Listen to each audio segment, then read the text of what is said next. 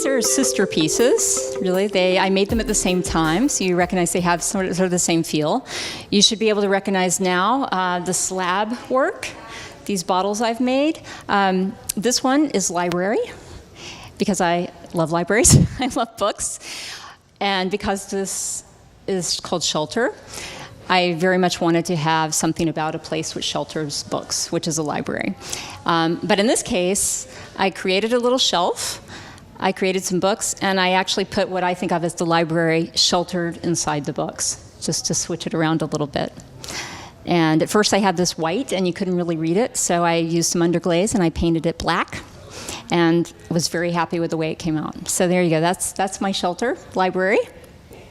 Next door is a piece I call Shade, and I basically called it Shade because I had created this little nook in it, this little hole, and I wasn't sure what I wanted to put in it. I figured if I called it Shade, then I could switch out. I started with this little blue vase, which I love, but at some point in the 10 weeks this show is up, I may put different pieces in there, just as I make them and think, oh, that would be fun to have in shade for a couple of days or a couple of weeks.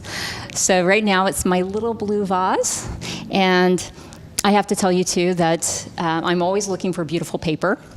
After my show was installed, the day before it was opening, a friend of mine said, oh, there's this beautiful Japanese paper store here in the big gallery center, the art center. So I went over there, and she was right. There was this beautiful Japanese paper. And I thought, I've got to find a way to use this paper. So that night, actually the morning that my show opened, I said, oh, I know what I'm going to do. Shade, I'm going to add a little burst of color. So I cut a long, skinny strip of this piece of Japanese paper, and I put my little twigs at the end and turned it into a scroll. So it goes up and through and down. This is a piece I've been wanting to make for years. You'll see it is a miniature corral, so I call it Corral. And if you've ever been to Southern California, to Los Angeles, to my neighborhood of Los Angeles, there is a beautiful park called Will Rogers State Park, and it was Will Rogers' house. It's on this beautiful piece of land.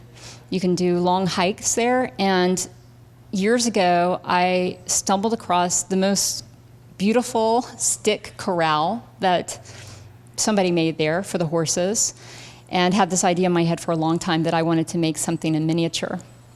And I finally did for this show, because again, this idea of shelter, where you're protecting things. I used these birch twigs, and this was actually quite difficult to construct. I won't go through all the details because we will run out of time. But it's made of twigs. I started with a little bit of chicken wire to support it initially, and eventually I trimmed away almost all the chicken wire when it could support itself, but there's still a little strip of it there just to show you where it all started. And I used paper and string and constructed it that way. In the inside, I put a lot of my little functional pieces. I love making these little pots. I make a lot of them, and again, this is really where I started. I was a functional potter. Worked on my wheel for years and years and years before I moved into all these other materials. So this is, for me, this sort of captures my whole history of pottery, making little pieces. I think of them as little jewels and gathering them all together. So it's a herd of pots in the stick corral. So that's that piece. Here you will also see I use functional pieces, like in my corral. These are pieces that I've been making for years. I can make these very, very large. I can make them very, very small. It's actually easier for me to make them large than small. This is sort of a medium-sized one. I love, at the end of my day in my studio, to have all the pieces I've made sort of sitting on the back wall on top of my kiln. I turn off the lights and I see these silhouettes of them, of their forms, and it makes me so happy to see what I've made during the day. But I love silhouettes. I love just the simplicity of these forms against just a single color. So I intentionally made these all white. You'll see much of the work in this show is white, and I brought in the color through other materials, through paper, in this case through this special board I get in an art store. And it's fun because I can mix and match the colors. People can mix and match the pieces and the colors. And collectively here, they're called cliffhangers. Again, keeping with the idea of shelter, I sell them as sort of little cliff dwellings for all my pieces. But it's nice because in the case of the show, we price these all separately. So someone can come who doesn't have a fortune to spend, they can buy one little cliffhanger and bring it home. You can buy a whole wall of them. It's fun for people to do their own compositions, to maybe buy 3 of them and place them as they like in relation to another.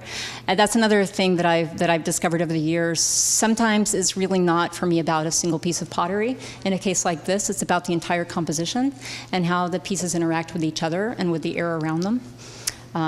It just makes it more fun, and it also, when people have a chance to do it themselves, I think that I welcome that people can be a part of the art, that they can sort of make it their own in their own home. So that's what's happening here. A lot of silhouettes with colors and just a lot of forms that sort of interact with each other. This is a piece that I call Studio. It doesn't actually look a lot like my studio, which is very, very messy right now, but this is much more pristine and a little bit smaller than my actual studio. But I wanted to capture in here all of the elements of my work and all the things you could find if you cleaned up my studio, sort of the fundamental parts of my studio. There's the clay. There are the twigs, including this birch twig back there. I have my little pots that we've talked about against the color, the silhouette against the color. I have scroll, that beautiful Japanese paper that I found as I was putting up the show. It's right there, and there are a couple of little scrolls inside. I've got the chicken wire that's used here as part of the cantilever support. And again, this is a piece that I made. I was so happy with it, and I just kept adding little elements to it. And after the show opened a few days ago, I was home and I thought, oh, it's got to have a ladder, because ladders are so much about what I'm doing. So last night, I started work on a ladder made of willow twigs. Okay, it's going to go like this, and I still have to finish it. It's almost finished. I'll have it ready tomorrow. Then I think it might be complete, although there's a little quote I want to put inside, which is by John Wooden, famous, beloved basketball coach of UCLA for many, many, many years. And my son's a basketball player, so I often say to him in the morning what John Wooden said to his team, and that is, make each day your masterpiece. For me, that's what it's all about. Each day you approach as your masterpiece. So I think that somewhere I'm going to hide it in the studio, that saying.